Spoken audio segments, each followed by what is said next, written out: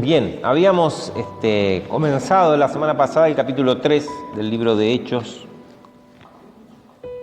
con un suceso realmente magnífico, porque hasta el capítulo 2, después del suceso de la venida del Espíritu Santo, más o menos Lucas nos hace un resumen de cuáles fueron las consecuencias inmediatas de la venida del Espíritu Santo.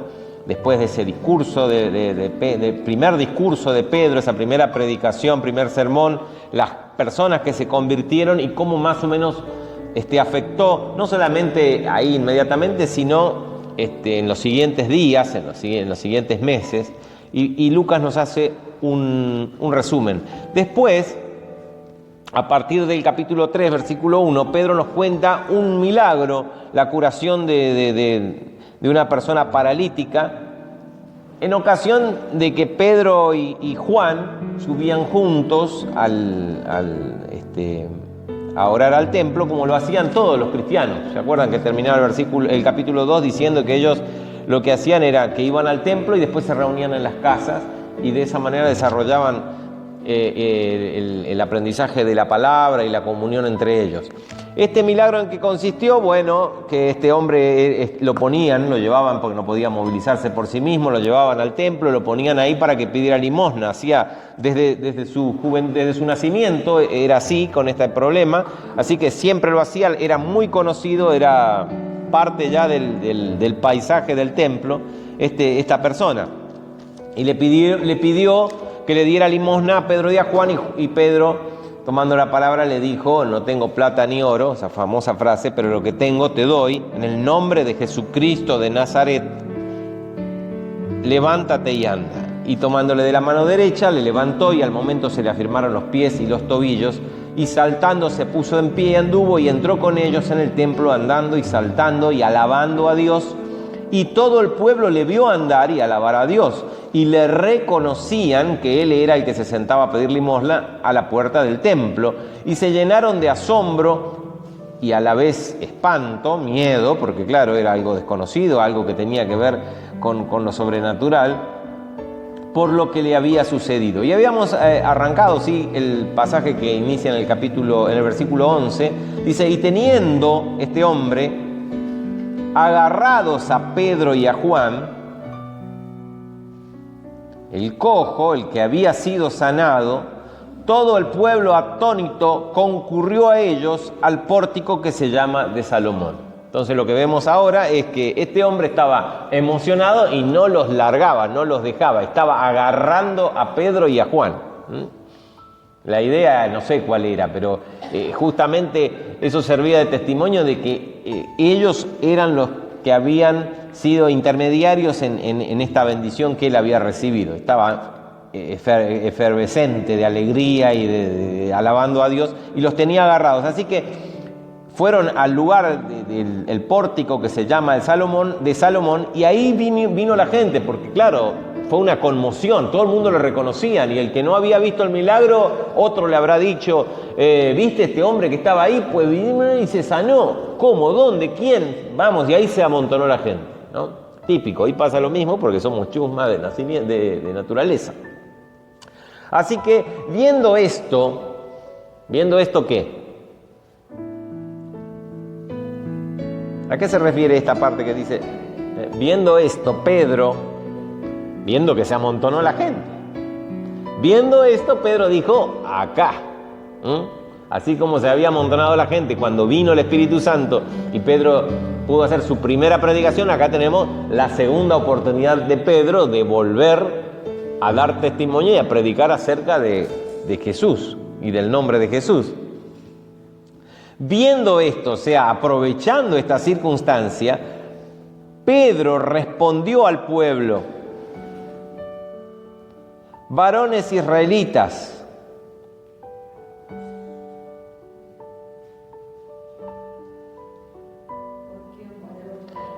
¿por qué os maravilláis de esto? ¿Por qué os ponéis los ojos en nosotros, como si por nuestro poder o nuestra piedad hubiésemos hecho andar a este hombre? La gente, ¿qué decía? ¿Quién hizo el milagro? Y estos dos. Entonces la gente presta atención al milagrero, ¿cierto? Así como le prestaban atención a Jesús, ahora al milagrero. Y lo primero que hace Pedro en su discurso es correr la mirada y explicarle de que esto es una señal, porque así Jesús hablaba de los milagros, ¿se acuerdan? Son señales y prodigios. Estas señales, como cualquier señal, señalan, ¿no es cierto? Justamente, para eso están las señales, para señalar a algún lugar o a alguna persona. Los milagros señalan al verdadero autor de los milagros. Ahora dice, fíjense, ¿por qué se maravillan de esto? ¿O por qué ponen los ojos en nosotros? Era natural, o sea, parece una pregunta media rara, ¿no? Porque, ¿por qué se maravillan? ¿Y por qué es maravilloso lo que pasó? ¿Por qué ponen los ojos en nosotros? Y porque ustedes fueron los que hicieron. La pregunta es retórica y son dos preguntas que tienen como objetivo introducir el tema que él va ahora a predicar. ¿Me explico? Es decir, ¿por qué hacen esto si no es así? Aunque parece natural, pero no es así. Les hace esa aclaración. Dice, ¿o por qué ponen los ojos en nosotros como si por nuestro poder o piedad hubiésemos hecho andar a este? Fíjense cómo despega Pedro el milagro y la señal de alguna característica buena que ellos pudieran tener, tanto poder propio o piedad. Entonces vemos que hay señales, como han habido casos, y yo he conocido casos, personas que han hecho milagros en el nombre de Jesús y realmente no eran personas piadosas. Y Dios los terminó usando para hacer determinados milagros.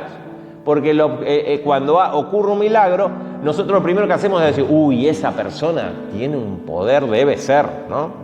Debe estar más cerca de Dios que otras personas, o debe tener una vida más consagrada que otras personas. Y fíjense cómo acá Pedro hace esa diferencia. No tiene nada que ver con nuestra piedad, es decir, nosotros no somos más piadosos que ustedes, ni somos mejores que ustedes.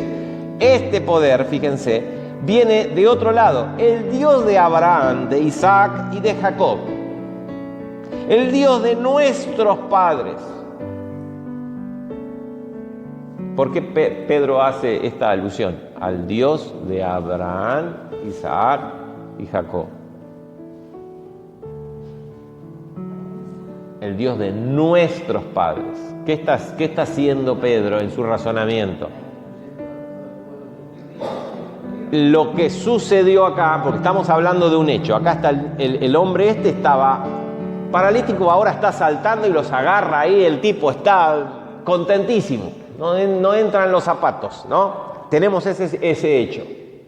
Tenemos el otro elemento a observar es un montón de gente, miles de personas, vamos a ver que eran miles de personas, amontonadas, asombradas y asustadas por lo que habían pasado y con un signo de pregunta que no se veía, pero estaba en sus caras.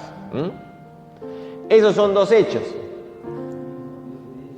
Ahora, Pedro lo que está tratando de hacer es unificar esto que había sucedido, este milagro, con su historia, con su pueblo, con la religión, con los profetas, con Abraham, con los orígenes de la raza judía, con los orígenes de la religión judía. Abraham, Isaac y Jacob, los llamados patriarcas, los padres. Fíjense que no solamente ellos, dice nuestro Dios, y así si ustedes leen el Antiguo Testamento, siempre los profetas y el mismo Dios se presenta así. Por ejemplo, cuando se presentó a Moisés, yo soy el Dios de Isaac, de Abraham, de Isaac y Jacob, porque yo soy el Dios desde los orígenes. Está diciendo, esto tiene que ver con el origen de lo nuestro. Y cuando habla de nuestro, no estamos incluidos nosotros que no somos judíos. Les está hablando a judíos para que ellos entiendan qué es lo que está pasando. Les está explicando y añadiendo, enraizando, conectando este hecho con toda su tradición, cultura, historia y religión. El Dios de Abraham, de Isaac y de Jacob no es otro Dios, no es un Dios nuevo, no es una cosa nueva que ocasionó esto. Es el mismo Dios que se le apareció a Moisés en la zarza, el Dios de nuestros padres. Y ahí él lo dice como judío, el Dios de nuestros padres ha glorificado a Jesús, su siervo. La Reina Valera traduce hijo, pero una traducción correcta sería siervo. Podría traducirse niño, pero acá la idea, en el contexto del griego, es siervo. ¿Por qué siervo? Porque hace referencia al siervo de Jehová anunciado por los profetas. Por ejemplo, Isaías 42, fíjense, vamos a verlo, Isaías 42. La Reina, si tenemos por ejemplo la NBI dice siervo, otras versiones dicen siervo, la mayoría. Versiones más antiguas dicen siervo. La Reina Valera 60 tradujo hijo, pero es más correcto. ¿Qué dije yo? 42, verso 1. Dice: he aquí mi siervo, yo le sostendré, mi escogido, en quien mi alma tiene contentamiento, he puesto sobre él mi espíritu, él traerá justicia a las naciones, dice proféticamente Isaías, hablando del Mesías, porque ese era un título del Mesías, el siervo de Jehová. 52:13, por ejemplo, también de Isaías, para decir algunos, porque hay muchos, He aquí que mi siervo será prosperado, será engrandecido y exaltado y será puesto muy en alto. Y después, hablando del siervo del Jehová, continúa Isaías 53 sin interrupción en el texto, hablando de los sufrimientos del siervo de Jehová. Y tiene mucho que ver si vamos a, por ejemplo, Filipenses, ¿no es cierto? Que es lo primero que se me ocurrió a mí. Vamos a Filipenses. Efesios y Filipenses. El versículo 7 del capítulo 2 dice, haya pues en vosotros este sentir que también hubo en Cristo Jesús, el cual siendo en forma de Dios no estimó el ser igual a Dios como cosa que aferrarse, sino que se despojó a sí mismo, tomando forma de siervo, hecho semejante a los hombres. ¿Por qué el siervo? Porque él vino justamente como dice Filipenses, él vino y tomó forma, tomó las características de siervo porque vino a servirnos. Él vino a servirnos y no vino a servirnos algo extra de él, algo que estaba fuera de él. Nos vino a servir su vida, su sangre, su cuerpo, ¿no? Por eso él es el siervo. Entonces acá, volviendo a nuestro texto, dice: el Dios de nuestros padres ha glorificado a su siervo. Y la idea de glorificar a su siervo es que ya no está en condiciones de siervo ahora. Mesías, vino como siervo, pero no es el Padre, el Dios de nuestros padres, de nuestros antepasados, le ha glorificado. Ya no es más, está como siervo, ¿no? Ahora es el Cristo, está sentado a la diestra de Dios. ¿Me explico o estoy hablando cosas raras? ¿No? ¿Está bien? Estamos tratando de encontrar por qué tengo que hacer todas estas explicaciones, porque nosotros no somos judíos, no tenemos el contexto, pero los que sí estaban ahí entendían lo que Pedro estaba diciendo. La idea de hacer este estudio es justamente ponernos en la cabeza de los que escuchaban y tratar de entender lo que Pedro estaba diciendo para que nosotros también, porque esto es para nosotros este texto, podamos entenderlo con claridad. Él ha glorificado a su siervo, ya no está más en condición de siervo, a quien ustedes entregaron y negaron delante de Pilato, un hombre que no era de nuestro pueblo. ¿Entienden el contraste que les está haciendo Pedro? Porque nosotros por ahí lo leemos rápido como para nosotros es lo mismo, si es judío o no judío. Digo, bueno, lo negaron, fue con Pilato o Pilatos o Piloto o Palito. Va a dar igual para nosotros. No, acá está haciendo un contraste entre nuestros padres, nuestra raza, nuestras promesas, nuestro Dios y Pilato, que no tiene nada que ver porque era un pagano. Entonces ahí está la gravedad. Este hombre era el siervo, el Mesías, que ya no está más como siervo porque Dios le glorificó, pero ustedes lo entregaron y lo negaron delante de un pagano, cuando que era un pagano, había resuelto ponerlo en libertad. ¿Se acuerdan, no? Del hecho que Pilatos lo quería poner en libertad. Y decía, a ver, vamos a poner, elijan, les doy otro peor para darle la chance de que tuvieran la posibilidad de elegir a poner en libertad a Jesús. Aún así, no quisieron, mas vosotros negasteis al santo y al justo y pedisteis que se os diese un homicida. ¿Quién era el homicida? Barrabás, ¿no? Prefirieron un homicida. Los contrastes, lo que quiero que ustedes vean, lo que Pedro está tratando es demostrarle, es la gravedad de su crimen. Porque eligieron eso. Porque ¿quién gritó? ¡Danos a Barrabás! El pueblo. El pueblo era el culpable. Así que, fíjense, y vosotros negasteis al santo y al justo. Ahí está diciendo, el santo, todos títulos del Mesías, todos títulos para el Mesías. Pero a la vez les está contando atribuciones que ellos sabían que Jesús tenía. Porque nadie podía acusar a Jesús de nada, a menos que sea falso. Tuvieron que buscar testigos falsos para el juicio, que ni siquiera se pusieron de acuerdo. ¿Se acuerdan? Que si Jesús no confesaba que Él era el Cristo, el juicio ese no iba a terminar nunca, porque hasta los testigos le fallaron. Así que Él era el justo, Él era santo. Los contrastes, quiero que vean.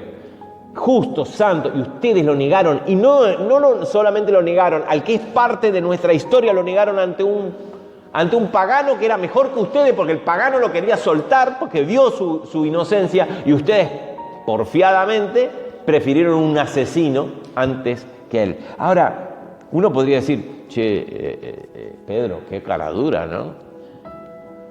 Les está acusando de negar al santo y al justo. Justo, Pedro. ¿Quién le negó? ¿No les parece? Uno podría decir, ¿qué diríamos nosotros? Mira, hubieras puesto otra palabra, pero al poner negación te hace un hipócrita, un cara dura, porque vos también lo negaste y de la peor manera. ¿No les parece? ¿Y por qué Pedro habla de esto, de negación?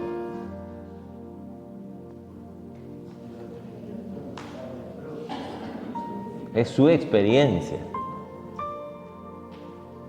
¿Saben? La mejor predicación que uno puede hacer es la que surge de la experiencia. Yo también lo negué. Nosotros, lo que pasa es que nosotros, ¿qué hacemos? Si alguien falló hace 10 años en algo, listo, ya no puedo hablar más del tema. ¿No? Acá Pedro habla desde la restauración. Pedro habla desde una cicatriz que tiene en la espalda, que fue profunda y que le transformó la vida. Esos son los mejores mensajes, porque revolear versículos podemos hacerlos todos. Revoleamos versículos para cualquier lado y de la manera en que se nos cante podemos estirarlos, hacer como los globitos, ¿vieron esa que hacen figuritas? Podemos hacer lo que queremos con la Biblia. Ahora, qué distinto es cuando surge de la experiencia propia. Y a veces, y eso es lo grande de la misericordia de Dios, que nuestros propios errores los transforma en herramientas para bendecir a otros. Pues si mirá, yo me equivoqué. Yo cometí el mismo delito, lo negué al justo y al santo. Es más, peor era él, porque él sí que estuvo con él sí que sabía. Así que cuando Pedro lo dijo, indica otra cosa, que la herida estaba cerrada, ¿no? Que ya estaba cicatrizada. Aquella conversación con Jesús en la playa, ¿se acuerdan? 3 veces Jesús le preguntó, ¿me amas? Había sanado su corazón. Que ese es un pequeño detalle que a mí se me ocurre, pero justo que dice, ustedes negaron, digo, pero cara dura, dije yo. Después dije, no es ningún cara dura. El tipo habla desde su propia experiencia, porque ahí les está diciendo, los está acusando, pero les está hablando, en su cabeza Pedro ya está diciendo, se puede salir de acá, no se preocupen, ¿no? No era... El Espíritu Santo nos acusa, el Espíritu Santo nos redarguye, no para condenarnos, sino para provocarnos a que salgamos del lugar donde estamos, ¿no? Bien, ustedes lo negaron, dice el versículo, 15. Y mataron al autor de la vida. Y lo dice también, haciendo contrastes. Mataron al autor de la vida. ¿Cómo vas a matar al autor de la vida? Justamente para resaltar esto que viene.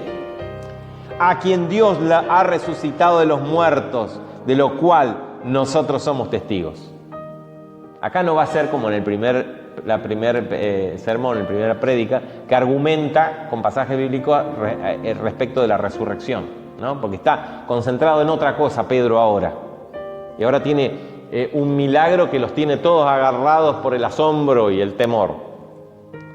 Así que dice, nosotros somos testigos. El testimonio vale. Hasta ahora no argumenta, en este caso no argumenta con textos del Antiguo Testamento como lo había hecho sí anteriormente. Entonces, matasteis al autor de la vida, pero como era el autor de la vida, Dios lo resucitó de los muertos. Es decir, volvemos a recapitular. Este suceso está enraizado en nuestra historia y es el resultado del proceso de Dios en toda nuestra historia. Primero, esto está hecho por alguien al cual era justo, santo y era el siervo, que era uno de los títulos del Mesías. Es decir, este fue siervo, pero fue glorificado. Y no solamente que se murió y Dios lo glorificó cuando se murió, sino que Dios lo resucitó. Muchachos, ¿saben? Está vivo. Imagínense una película en donde alguien mata a otra persona y lo entierra y qué sé yo qué, y de repente le aparece vivo. ¿Qué pensamos nosotros? La venganza, ¿no es cierto?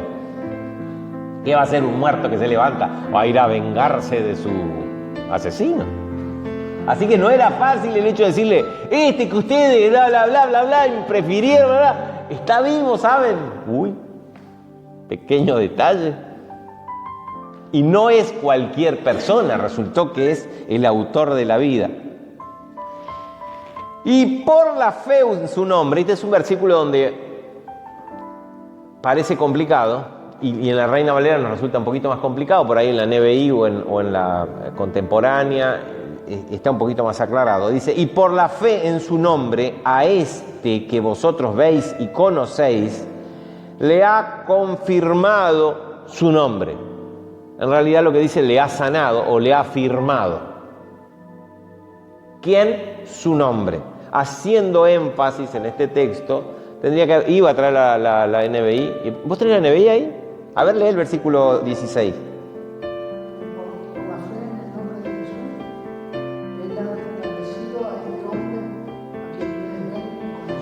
Claro, esa es la idea, en general, ¿no?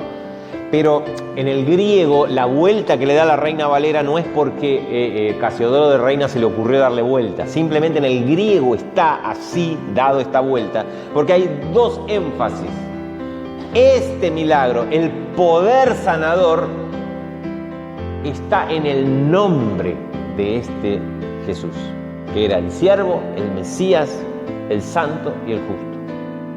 El que está glorificado y fue resucitado. En el nombre, por eso dice confirmado, su nombre, es el nombre el que tiene poder, y dice, y por la fe en ese nombre. Hay dos cosas, el origen del poder, el origen del poder que hace el milagro, es el nombre de Jesús. Y ese poder actúa mediante la fe. No es la fe lo que produce la sanidad, en primer término, digamos, como la fuente del poder, sino el poder está en el nombre de Jesús. ¿Y por qué en el nombre de Jesús? Porque el nombre, en la idea bíblica, el nombre es la esencia. El nombre es quién es Él. En el nombre de Jesús fue hecho esto. Porque fíjense que Pedro lo hace cuando provoca la sanidad y dice, en el nombre de Jesús, vengo de parte de Jesús. Es el poder de Jesús que Él me dio a mí y yo lo hago. Y esto actúa por medio de la fe. Y la fe que es por Él, ¿quién es Él? Cristo, ha dado a esta completa sanidad en presencia de todos ustedes. Entonces, para ver la idea simple del versículo está buena la versión NBI. Ahora, la NBI corta la vuelta que le da el original griego. La Reina Valera, en este caso, ¿saben por qué se llama Reina Valera? Sí, lo expliqué muchas veces, porque fue traducido al español las escrituras por Casiodoro de Reina. Muchos años después, Cipriano de Valera hizo una revisión, por eso se llama Reina Valera. No es porque el autor de la Biblia tenía un nombre raro, es Reina, Casiodoro de Reina, Cipriano de Valera, ¿no? Después hubieron muchas revisiones y esta es la que usamos nosotros, no es la última revisión, es la revisión que se hizo en 1960, que es la que se popularizó en las iglesias evangélicas de habla hispana, ¿no? Después vinieron muchas otras revisiones. Por ejemplo, yo uso mucho la Reina Valera contemporánea, que no cambia mucho, pero le quita ciertos giros idiomáticos que nosotros no estamos acostumbrados, ¿no? Por ejemplo, esto de hablar vosotros sois, parece para nosotros prehistórico, ¿o no? Pero para un español no es prehistórico, porque los españoles hablan así. Entonces para un español está perfecto esto. No es tan enredada como para nosotros estoy, vois, hois, nos resulta más... Fíjense que cuando yo voy leyendo, le voy cambiando y le digo ustedes mataron en vez de matasteis, porque para nosotros no es común usar el uso de ese vocablo. Ahora en España sí. ¿Me explico?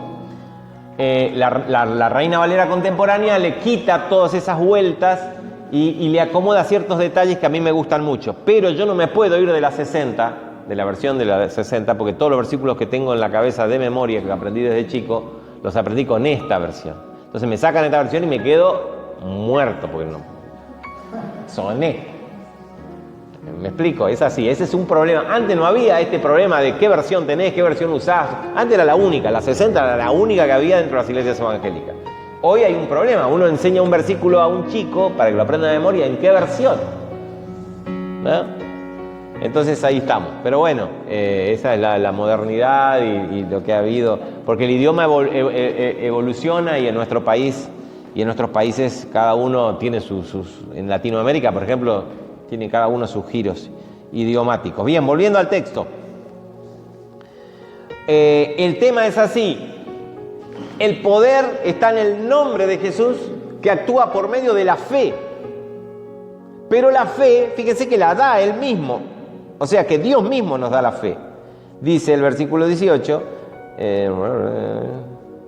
16, perdón. La fe que es por Él ha dado, que es por Él o que es de Él nos da la fe.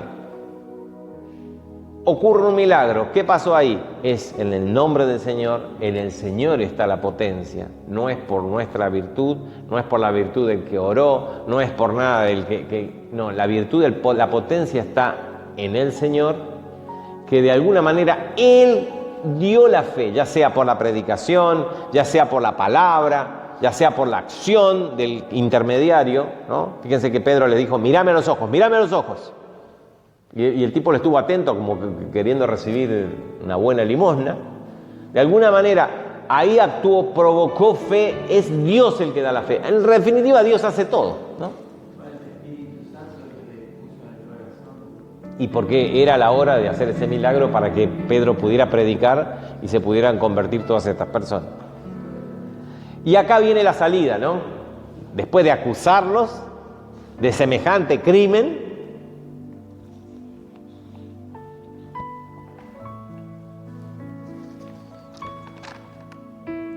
más ahora, hermanos, dice el versículo 17, sé que por ignorancia lo habéis hecho, como también vuestros gobernantes, ¿no?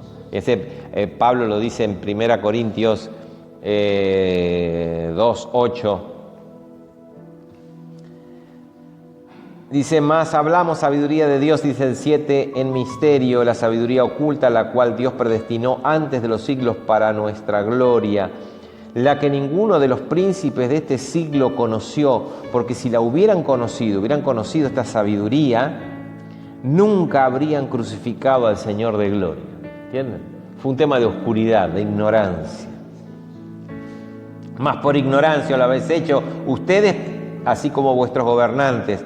Pero Dios ha cumplido así lo que había antes anunciado por boca de todos sus profetas. Ha cumplido, y les explica ahora, porque claro, el problema era que el Mesías, ¿cómo iba a morir? Si el Mesías iba a ser el libertador, ¿cómo es que iba a morir?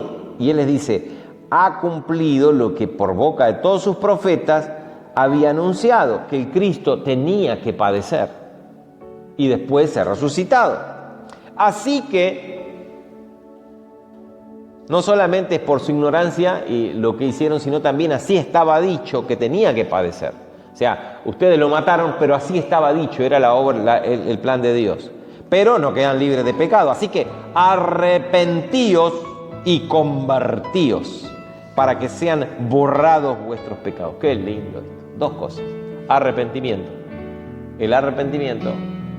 Viene y dice, uy, estoy arrepentido de haberle prestado. Estoy arrepentido de haber comido anoche tanto. ¿Bien? ¿Nunca les pasó? Ese arrepentimiento tenemos muchos, ¿eh? Ay, ¿para qué comí? Estoy arrepentido de haber comido esto. Estoy arrepentido de no haberle hecho caso y traer, qué sé yo, abrigo, o haber traído esto y no traer. ¿De eso habla? No, acá habla de un arrepentimiento que provoca conversión. Por eso dice, arrepentíos, pero de un arrepentimiento que tenga como efecto y resultado conversión. Conversión en la idea del judío es convertíos de vuestros malos caminos, es volver a Dios, volver a la ley de Dios, volver a la voluntad de Dios. Pero si estos eran judíos y estaban cumpliendo la ley, la mayoría estaban en el templo porque eran buenos judíos, si no, no estarían ahí. Les está diciendo, arrepiéntanse de tal forma que signifique una conversión a volver ¿a dónde? ¿Cuál sería la voluntad de Dios? A la voluntad de todo lo que ya estaba dicho, al cumplimiento de la voluntad de Dios en el Cristo, dicho desde todos los profetas y que está enraizado desde nuestros orígenes. Esa es la voluntad de Dios. Les está diciendo, esto no es una nueva religión, es el cumplimiento de nuestra religión. Pero ustedes no quisieron aceptar el cumplimiento. Entonces, arrepiéntanse y vuelvan. ¿Y cuál sería la voluntad de Dios? Que acepten el cumplimiento de las profecías. Que el Cristo, Jesús de Nazaret, el santo y el justo, tenía que padecer, resucitó y ahora está glorificado. Y le sigue explicando, fíjense. ¿Me explico? Así que arrepentíos, dice, ¿para qué? Porque tiene una consecuencia maravillosa. Arrepiéntanse, conviértanse, no simplemente para que estemos de acuerdo, para que me hagan caso a mí, para que vuestros pecados, ahí está la bendición, sean no solo perdonados, borrados. Qué linda palabra, ¿no? Borrados. No está más. Acá podemos decir, che, que también pensaba que cara dura, el tipo sí que pecó, ¿eh? Pedro pecó, Pedro viene a decir, porque por ahí podríamos estar algunos de nosotros, ¿vieron? Y decir, Pedrito, pero yo sé lo que vos hiciste, ¿eh? Vos hablás lindo, todo lo que quieras, pero yo te conozco a este. Qué cara dura, no puede ser que esté hablando este Pedro, con lo que le hizo a Jesús. Pedro tenía la certeza de que su pecado había sido no solo perdonado, borrado. La idea es, de una lista de deudas, fue tachado. No debe más. No debe más. Eso es perdonar, ¿saben? ¿Saben lo que es perdonar? Cuando yo perdono a otro, porque dice, perdónense unos a otros como yo lo hice. No perdonen como a ustedes se les ocurra que tienen que perdonar. Sí, yo lo perdono, pero no lo quiero ver nunca más. Está bien, te perdono, pero ni pise ni... Terminó. No, perdonen como yo os he perdonado. ¿Cómo nos perdona Él? Nos tacha de la lista toda. ¿Cómo lo dice Colosenses 2:14?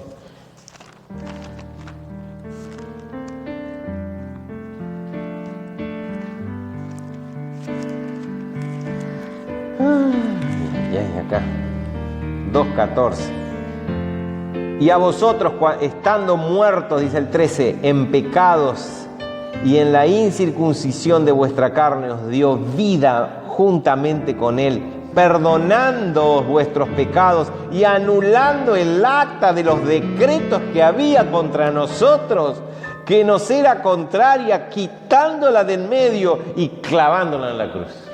Amén. Esto sí que me gusta. ¿Qué más bendición? Si había unos decretos contra nosotros, contra cada uno de ustedes, por sus pecados, había ya decretada la condena. Y Él lo anula, dice, anulando los decretos, sacándolos del medio y clavándolos en la cruz. Aleluya, qué bueno que es nuestro Dios, ¿no? Bien.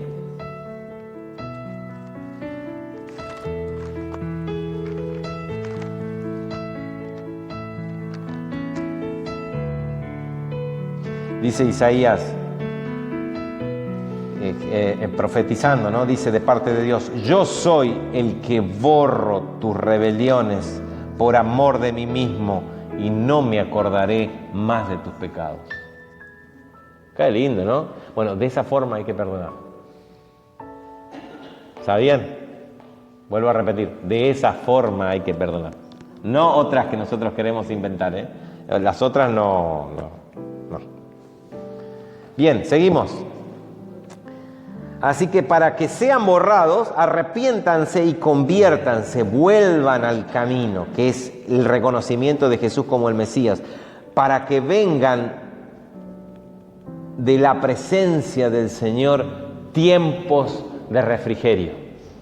Qué lindo, de refresco. Tiempos de refrigerio, de estar sufriendo, de estar angustiado bajo el peso del pecado. Vengan tiempos de refrigerio, pero también se está refiriendo a los tiempos que van a venir luego, porque fíjense cómo les explica. Acá se eleva así en un futuro profético y dice: y Él envíe a Jesucristo que os fue anunciado. Ahí van a venir los tiempos de refrigerio, cuando Dios envíe otra vez a Jesucristo, a quien de cierto es necesario que el cielo reciba o retenga hasta los tiempos de la restauración. ¡Epa! De todas las cosas. O sea, Cristo es necesario que sea retenido, porque ya Cristo, así como el siervo glorificado, Él no va a estar a cargo de la conversión, de todo este proceso de conversión y limpieza de su pueblo, sino que lo iba a hacer por medio del Espíritu Santo, Él mismo, pero de otra manera. Pero así fue hasta que se ha cumplido ese tiempo y luego volverá para restaurar todas las cosas, y ahí será el tiempo de refrigerio. De las cosas de que habló Dios por boca de sus santos profetas, que ha sido desde tiempo antiguo. Porque Moisés dijo a los padres: el Señor vuestro Dios os levantará profeta de entre vuestros hermanos como a mí. Y a él oirán en todas las cosas que os hable. Y toda alma que no oiga a aquel profeta será desarraigada de su pueblo. Está citando Deuteronomio 18, ¿no? Y todos los profetas desde Samuel en adelante, cuantos han hablado, también han anunciado estos días. Si vamos a Deuteronomio 18, 15 y 19, no se refiere a Cristo. Está refiriéndose a todos los profetas que vendrían después de Moisés. Entonces, por ahí entendemos que cuando él está citando Deuteronomio, dice que él va a levantar, porque algunos tratan de estirar un poco la interpretación y decir: os levantará el profeta de entre vuestros hermanos. No, lo que está diciendo, y es la interpretación de Calvino, porque hay otras interpretaciones que no, están como estiradas para poder acomodar cierta perspectiva, es que se refiere a Cristo en el sentido de que todos los profetas que vendrían de Moisés hablan de él. Por eso dice acá: todos desde Samuel. ¿Por qué menciona Samuel? Y es un detalle que les quiero decir. Samuel es el que inicia un movimiento en Israel, en la historia de Israel, que se llama el movimiento profético o profetismo. Samuel, a partir del profeta Samuel es que empiezan las escuelas de profetas, ¿no? Y pasa a centrarse ¿cómo se dice? El dominio o el centro, valga la redundancia, de la manifestación de la palabra de Dios a través de personas conocidas como profetas. Antes la palabra de Dios venía por un líder, estaba qué sé yo, Moisés, Josué, y después se levantaron ciertos personajes, pero ahora se establecía que el dominio del conocimiento y de la revelación, ahí está, el dominio de la revelación de Dios estaba en manos no del rey, no de la autoridad civil, no del que estuviera la autoridad civil, sino de un grupo o de una persona reconocida como profeta. Esa idea en la teología judía comenzó a confirmarse, porque antes ya había profetas de Jehová que se levantaban, bla, bla, bla, bla. Por ejemplo, en la época de los jueces eran los jueces ahora los profetas. Y los reyes empezaron a tener que rendir cuenta a los profetas. Y el profeta estaba detrás de cada rey, ya sea para apoyarlo o ya sea para decirle la palabra de Dios. Pero no me sale la palabra.